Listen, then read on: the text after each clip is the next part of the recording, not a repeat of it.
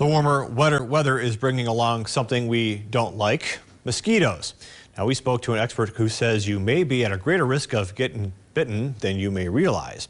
Carissa Stinchcomb shares the unique story of a family who all contracted West Nile and ways you can protect yourself. The odds of becoming seriously ill after contracting West Nile virus are about 1 in 150. The time of day you're outside, what you're wearing, and even your blood type can make you more at risk. There's different proteins in the saliva when they bite you, so it interacts with the different types of blood in a different way.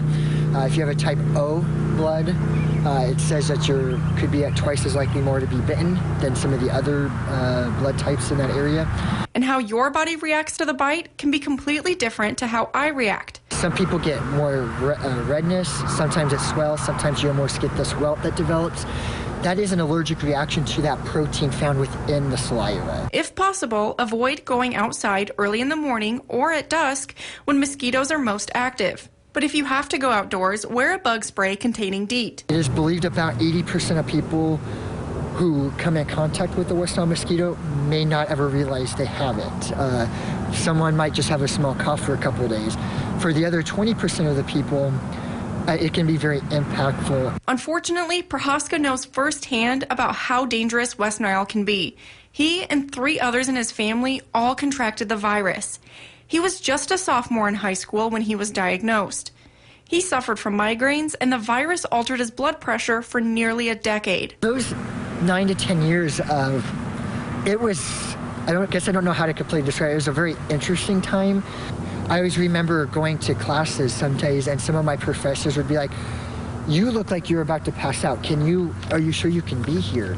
And some of those days I was like, I will be here as much as I can because it's just hard to concentrate. Now his blood pressure is back to normal, but his family didn't fully recover. For my sister, it altered her thyroid. It never returned to normal for her like it did for me. She has to be screened for cancer once a year for that purpose. And then for my dad, he lost part of his eyesight and his hearing.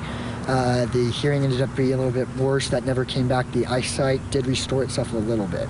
15 years later, his mom started experiencing symptoms and ended up being hospitalized. One of her lungs filled up with an infection, so she actually lost a chunk of one of her lungs. She was hospitalized for about 3 months before they kind of start to put together what was happening.